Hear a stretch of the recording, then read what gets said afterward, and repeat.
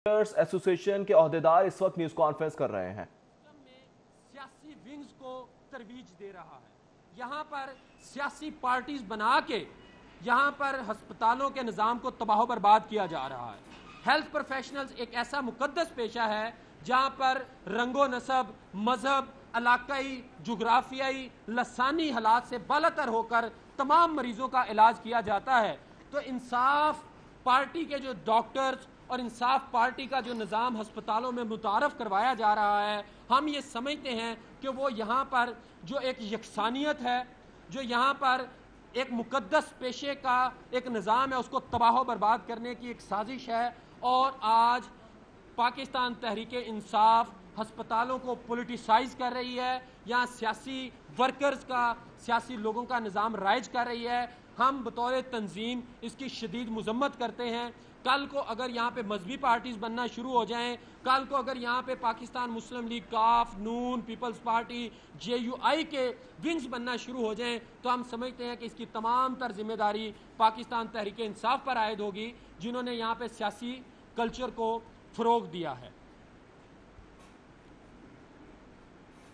इस वक्त कोरोना से कुछ सीखने की चीज़ें थी जो हुकूमत पंजाब ने नहीं सीखी। हुकूमत पंजाब ने कोरोना के दौरान शदीद जिस चीज़ को हमने महसूस किया, वो डॉक्टर्स की ट्रेनिंग की कमी थी, वो हेल्थ प्रोफेशनल्स की ट्रेनिंग की कमी थी। आपको याद है कि जब भावलपुर में एक टैंकर उल्टा तो हमने बार बार इन्हें कहा कि आपको डिस्ट्रिक्ट लेवल पे ICU, CCU, कार्डिक यूनिट्स और बर्न यूनिट्स बनाने की ज़रूरत है। तो आज इस अमर की शदीद ज़रूरत है कि पंजाब भर में इन्फेक्शियस हॉस्पिटल्स बनाए जाएँ। पंजाब भर में इन्फेक्शियस डिजीज़ के कंसल्टेंट्स शायद 1 या 2 हैं, उनकी ट्रेनिंग फिलफॉर शुरू की जाए। आपकी जो यूनिवर्सिटीज़ का एक मुनज़्ज़म निज़ाम है, यहाँ पे फिलफॉर इन्फेक्शियस डिजीज़ के डिप्लोमे स्टार्ट करवाए जाएँ और हमने जो इस पेंडेमिक से सीखा है इसके ऊपर अमल करते हुए आगे बढ़ा जाए। मैं गुजारिश करता हूँ जनाब शुएब नियाज़ साहब से और डॉक्टर महमूद साहब से कि जो चीज़ें रह गई हैं उसके ऊपर। बिस्मिल्लाहिर्रहमानिर्रहीम। जैसा कि सलमान हसीब ने जो मेजर मसाइल थे वो डॉक्टर्स के बता दिए हैं, इसमें हमारा चीफ जस्टिस साकिब निसार की इतालत से जो इम्प्रूव हुआ KPI इंडेक्स, की परफॉर्मेंस इंडेक्स के नाम से एक बिल मंजूर हुआ जो तकरीबन 1 साल से पेंडिंग चला आ रहा है और 3 माह पहले उसकी समरी वज़ीर आला पंजाब को भिजवाई गई और ये कहा गया कि ये आपसे जुलाई से आपकी तनख्वाहों में इजाफा कर दिया जाएगा, लेकिन अभी तक उस पर कुछ प्रोसेस नहीं किया। हम PTI के इक़दाम की मज़म्मत करते हैं। PTI सियासी मुदाखलत और कल्चर को प्रमोट कर रही है। पंजाब हुकूमत ने कोरोना से कुछ नहीं सीखा है। जो तनख्वाहें बढ़ाने के उठाए गए थे वो सिर्फ कागज़ों तक महदूद हैं। यंग डॉक्टर्स एसोसिएशन की जानिब से अहदेदारान न्यूज़ कॉन्फ्रेंस कर रहे थे।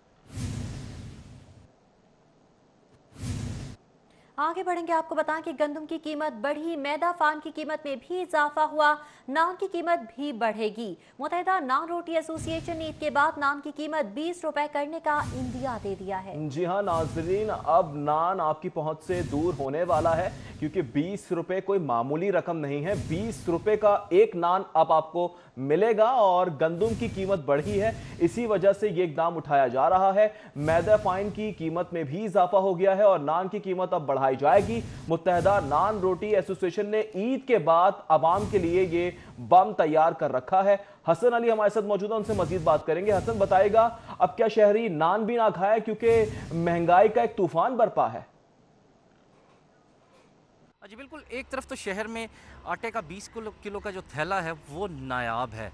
अभी तक आटे के 20 किलो के थैले की जो फराहमी है वो तलब के मुताबिक नहीं हो सकी। तो दूसरी तरफ आटा चक्की मालकान ने गंदम की कीमत में इजाफे को जवाज़ बनाते हुए चक्की के आटे की कीमत में मज़ीद 2 रुपये फ़ी किलो का इजाफा कर दिया, जिसके बाद शहर में चक्की का आटा जो है वो 70 रुपये फ़ी किलो तक जा पहुँचा। इसके साथ साथ फ़ाइन मैदे की कीमत में इजाफे के बायस तंदूर मालकान ने भी नान की कीमत में इजाफे का इंदिया जो है वो दे दिया। इसी वाले से मज़ीद बात करेंगे। यहाँ पे मेरे साथ टाउनशिप नान भाई एसोसिएशन के जनरल सेक्रेटरी यूनुस साहब जो है मौजूद हैं। कि यूनुस साहब ये बताइएगा कि क्या सूरत हाल है इस वक्त, फ़ाइन कितना महंगा हो चुका है? सूरत हाल ये है कि आपने इस तरह का तजर्बा तो 4200 की बोरी थी, अब 6300 रुपये बोरी हो गई है। अब 12 रुपये का नान कैसे हम बेचें? कम से कम 15-20 रुपये का नान बिकेगा तब जाकर ये खाता पूरा होगा। अब गवर्नमेंट कहती है 12 रुपये को बेचो, 12 रुपये कैसे बेचें? किसी हाल में भी बेच नहीं सकते। अब मैदे वाले को कहते हैं पीछे से महंगा हो गया, हम क्या करें? हम तो मैदा महंगा देंगे तो हम 12 रुपये में कहाँ पे? तो गवर्नमेंट रेट निकाल ही नहीं रही। कम से कम रेट तो निकाले, 15 रुपये निकाले, 16 रुपये का निकाले, 20 रुपये का निकाले, जो भी रेट निकाले। ऊपर से कहता है पकड़ दकड़ करेंगे। पकड़ दकड़ कैसे करेंगे जब पिछले लोगों को पकड़ दकड़ करो जो मैदा महंगा दे रहे हैं। पकड़ मजदूर आदमी को पकड़ दकड़ तुम कर रहे हो, ये कैसे? ऐसा मसला ख़राब है। अगर आप लोगों ने नान की कीमत में इजाफा किया और इंतज़ामिया ने आपके खिलाफ कोई कार्रवाई की तो फिर क्या लाहेअमल होगा? फिर हम ये हड़ताल करेंगे। अगर इंतज़ामिया करेगी, हम मतलब हम पकड़ दकड़ करेगी तो हम हड़ताल कर देंगे। इसके अलावा हमारे पास कोई चारा नहीं है। बहुत शुक्रिया जी। जैसे कि मेरे साथ यहाँ पे यूनुस साहब जो है मौजूद थे, उनका ये कहना था कि हुकूमत कहती है कि 12 रुपये का नान बेचो, लेकिन इस वक्त जो फ़ाइन की कीमत है उसमें तकरीबन 2100 रुपये तक का इजाफा जो है वो 84 किलो की बोरी पे हो चुका है। इस सूरत में किसी भी सूरत में जो नान है वो 12 रुपये का फ़रोख्त नहीं किया जा सकता। उनका ये कहना था कि नान की कीमत में जो है इजाफा करना पड़ेगा और अगर इंतज़ामिया ने या हुकूमत ने उनके ख़िलाफ़ कार्रवाई अमल की तो फिर जो है वो गैर मुअय्यना मुद्दत के लिए हड़ताल पर चले जाएंगे। उनका ये कहना था कि हुकूमत को चाहिए कि अगर उसने कार्रवाई करनी है तो सबसे पहले जो फ्लोर मिल मालकान हैं उनके ख़िलाफ़ कार्रवाई करें या गंदम की कीमत में कमी करें ताकि आवाम को सस्ते दामों आटा भी फराहम हो सके, रोटी भी मिल सके और नान भी मिल सके। ठीक है हसन अली, बहुत शुक्रिया आपका। नान रोटी एसोसिएशन की जानिब से इंदिया दे दिया गया है कि ईद के बाद से नान की कीमत में इजाफा कर दिया जाएगा और 20 रुपए का नान कर दिया जाएगा। इसी हवाले से खान अफसर का क्या कहना था, आप भी जानिए। 15 से 20 दिन गुजर चुके हैं, फ़ाइन के रेट में बेइंतहा इजाफा हो चुका है, जो तकरीबन 6,500 से 7,000 रुपये तक 80 kg की बोरी चली गई है। हमने ईद तक इंतज़ार करना है। अगर ये रेट वापस ना किया गया फ़ाइन का तो हमने ईद के बाद 20 रुपये का नान कर देना है। अगर इंतज़ामिया ने क्रैक डाउन किया तो हमने दुकानें पूरे पंजाब लेवल पे हमने दुकानें बंद करके। शहरी भी इस इकदाम की वजह से बिलबिला रहे हैं। तलब के मुताबिक आटे का 20 किलो का थैला ना मिलने पर शहरी परेशान है, जबकि शहरी कहते हैं कि वजीर आजम जिस चीज़ का नोटिस लेते हैं वो महंगी हो जाती है। शहरियों का इस पर क्या कहना है आपको दिखाते हैं। हमारे वज़ीर आज़म साहब, हमारे वज़ीर आला साहब किसी चीज़ का नोटिस लेते हैं ना, मुझे ये बात समझ नहीं आती वो नोटिस के बाद चीज़ें और मज़ीद ऊपर कैसे चली जाती है। कंट्रोल होनी चाहिए चीज़ों को, गवर्नमेंट का किसी चीज़ पे कंट्रोल नहीं है। हमारे वज़ीर आज़म साहब, वज़ीर आला पंजाब नोटिस लेते हैं, वो लाजमी महंगी होती है। हम किसको कहें, किसकी अपील करें? जो रोटी 5-6 रुपये की थी आज 8 रुपये की रोटी हुई है, वो भी हम पापड़ दे रहे हैं। जो नान 12 रुपये का था वो 15 रुपये का, वो भी नाकिस। अब अंदाज़ लगाएं कि एक बोरी पर ईद उल फितर में जो बोरी 4,000 रुपये की थी 4500 की थी, आज वो 6300 रुपये की है। सानू रात को नींद नहीं आती, सानू सुबह नींद नहीं आती। रोटी है तो इन्होंने हुण वजीर बनाया सी अलीम खान, जिन्हें कहा जी मुवाफर मकदार जिन्हें गंदम कट्ठी कर ली है। कोई कुछ नहीं होया। बड़े परेशान ने तंदूर वाले, रोटियां वाले। 80-80 हज़ार का इन्हों गैस का बिल आता, लख रुपये का गैस का बिल आता, परेशान ने। कुछ दीगर खबरें भी शामिल कर लेते हैं और बात करते हैं। यहाँ पर आपको बताएं कि पंजाब में ईद उल अजहा पर 3 छुट्टियां दी जाएंगी। ईद उल अजहा पर 31 जुलाई, 1 अगस्त और 2 अगस्त की छुट्टी होगी। महकमा SNGAD की जानिब से इस हवाले से वाज़ेह कर दिया गया है और नोट चीफ सेक्रेटरी को इरसाल कर दिया गया है। पंजाब हुकूमत ईद छुट्टियों के हवाले से वफाकी हुकूमत को फॉलो भी करेगी, जबकि पंजाब में ईद उल अजहा पर 3 छुट्टियां दी जाएंगी। ईद उल अजहा पर 31 जुलाई, 1 और 2 अगस्त की छुट्टी दी गई है, जबकि महकमा SNGAD ने नोट चीफ सेक्रेटरी को इस हवाले से इरसाल कर दिया है। मिलेगा बोनस भी मिलेगा। NTDC मुलाजमीन को ईद उल अजहा पर बोनस देने का नोटिफिकेशन जारी कर दिया गया। एक बुनियादी तनख्वाह बतौर बोनस देने का ऐलान किया गया है। डेली वेजेस मुलाजमीन को 1.5 माह की तनख्वाह बतौर बोनस मिलेगी। अफसरान को एक बुनियादी तनख्वाह बतौर बोनस देने का फैसला किया गया है। नोटिफिकेशन के मुताबिक बेज़ाब्तियों में मुलव्वस मुलाजमीन बोनस के अहल नहीं होंगे, ये भी बताया जा रहा है। NTDC मुलाजमीन को ईद उल अजहा पर बोनस देने का नोटिफिकेशन जारी कर दिया गया। एक बुनियादी तनख्वाह बतौर बोनस देने का ऐलान किया गया है। डेली वेजेस मुलाजमीन को 1.5 माह की तनख्वाह बतौर बोनस दी जाएगी। नोटिफिकेशन भी जारी कर दिया गया है। अफसरान को एक बुनियादी तनख्वाह बतौर बोनस देने का फैसला हुआ है। बैंक इल्तिवा का शिकार और फंड्स के मुंतसिर मंसूबों की सुनी गई है। पंजाब हुकूमत ने इब्तदाई तौर पर 97 अरब रुपए का तरक्याती बजट जारी कर दिया। शहर में जारी तरक्याती मंसूबों के लिए मुख्तस अरबों रुपए के फंड्स में से सिर्फ 40% तक फंड्स जारी कर दिए गए हैं, जबकि इल्तिवा का शिकार और फंड्स के मुंतजिर मंसूबों की सुनी गई है। मजीद तफसीलात जानेंगे अली रामे से। जी अली रामे। जी बिल्कुल, कोरोना वायरस की वबा के बायस फरवरी में ही बजट जो है वो रोक लिया गया था तरक्याती मनसूबाजात का पिछले माली साल 2019-20 में। अब 3 माह बाद हुकूमत पंजाब की तरफ से बजट जो है वो तरक्याती मनसूबाजात की तकमील और इल्तिवा का शिकार होने वाले मनसूबों के लिए अब वो बजट रिलीज़ कर दिया गया है। तो रवां साल देखा जाए तो 186 अरब रुपए का जारी तरक्याती मनसूबाजात के लिए बजट मुख्तस किया गया था। अब उसमें PND बोर्ड की तरफ से 97 अरब रुपए का बजट वो रिलीज़ किया गया है। तो PND बोर्ड की तरफ से 102 अरब रुपए के फ़ंड के इजरा की इजाज़त दी गई थी, तो उसमें 97 अरब रुपए का बजट सिर्फ जारी तरक्याती मनसूबाजात की तकमील के लिए वो रिलीज़ PND बोर्ड की तरफ से किया गया है।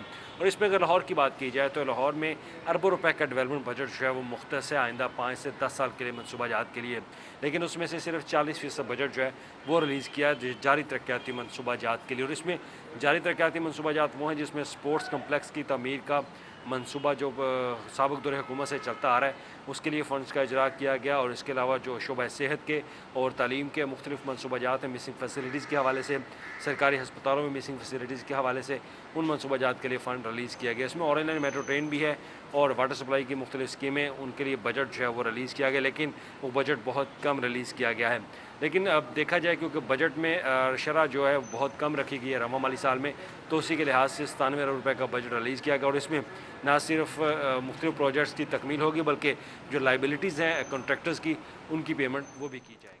कॉन्ट्रैक्टर्स को भी पेमेंट की जा सकेगी। अली राम में बहुत शुक्रिया आपका। Directorate sports and youth affairs का लाहौर में यूथ अफेयर्स के 3 मंसूबे शुरू करेगा। यूथ अफेयर्स को नए मंसूबों के लिए 14 करोड़ 50 लाख रुपए के इजाफी फंड्स दे दिए गए हैं। इजाफी फंड्स हैं जो कि जारी कर दिए गए हैं। तफसीलात जानेंगे वसीम अहमद से। वसीम, बताएगा फंड्स कौन कौन से मंसूबों पर खर्च किए जाएंगे? यूथ अफेयर्स रवां साल मज़ीद 3 तरक्याती मनसूबे जो है वो शुरू करेगा, जिसमें नश्तर पार्क स्पोर्ट्स कॉम्प्लेक्स में 3 मंसूबे बनाए जाएंगे जो कि यूथ अफेयर्स के मंसूबे होंगे।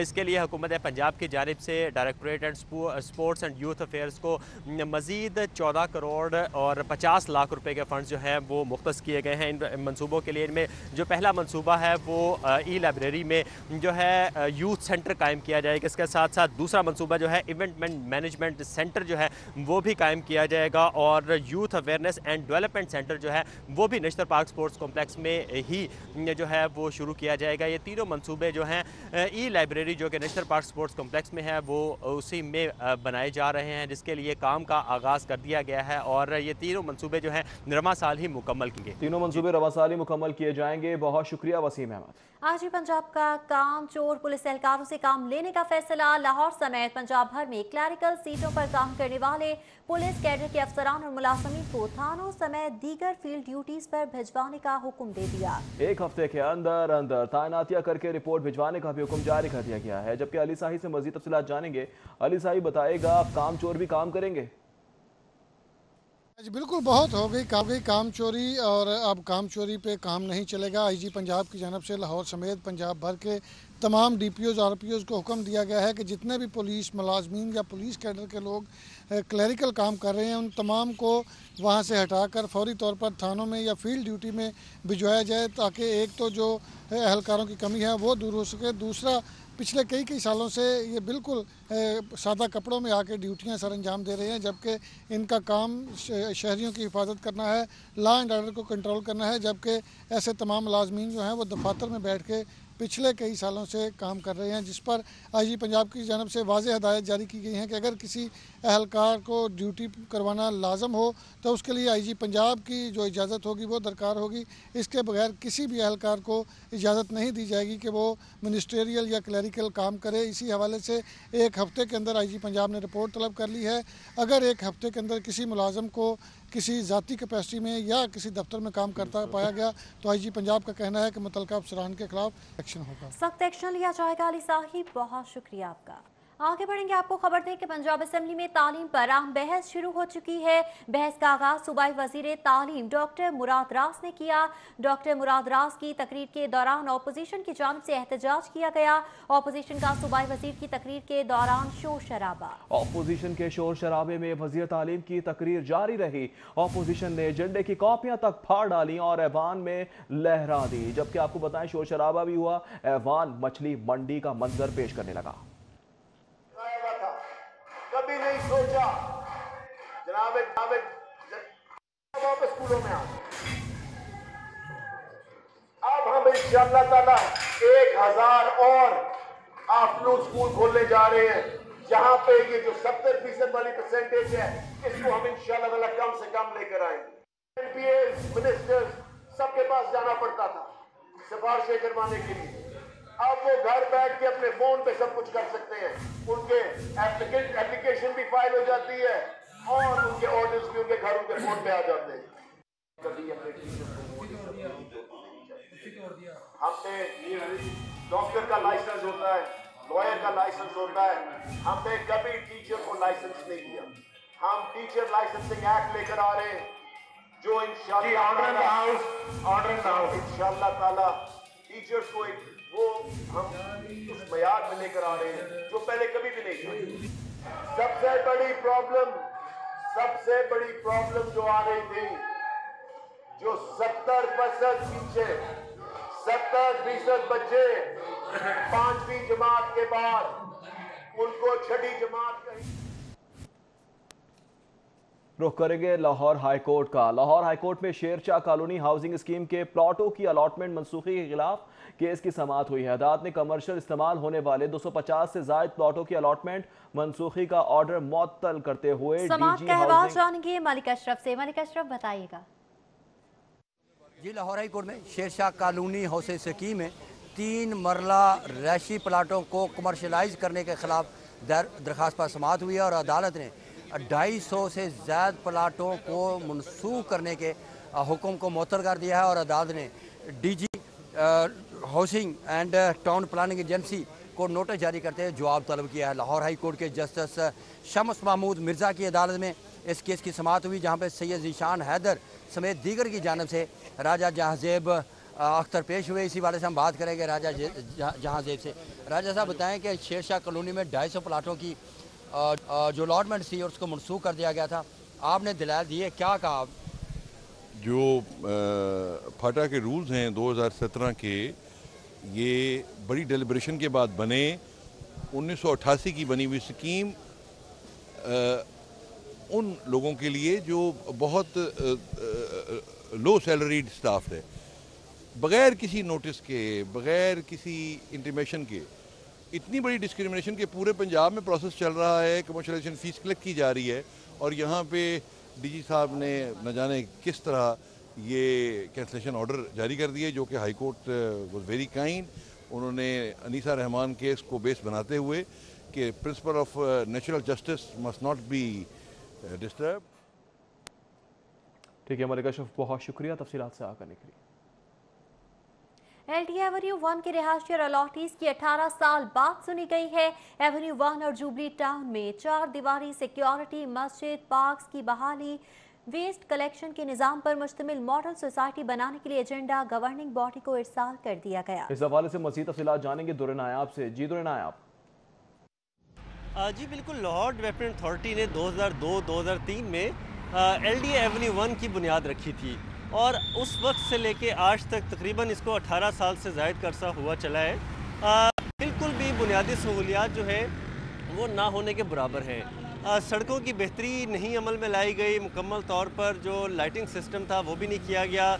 कहीं पे 4 दीवारी का कॉन्सेप्ट नज़र नहीं आता और बहुत सारे इलाके ऐसे हैं जहाँ पे यहाँ सड़कों की टूट फूट इस हद तक हो चुकी है कि बड़े बड़े गड्ढे बन चुके हैं। इसके साथ साथ पार्क जो है कोई एक ऐसा पार्क LD एवेन्यू 1 में मौजूद नहीं है जहाँ पे आपको सरसब्ज़ शादाब नज़र आए।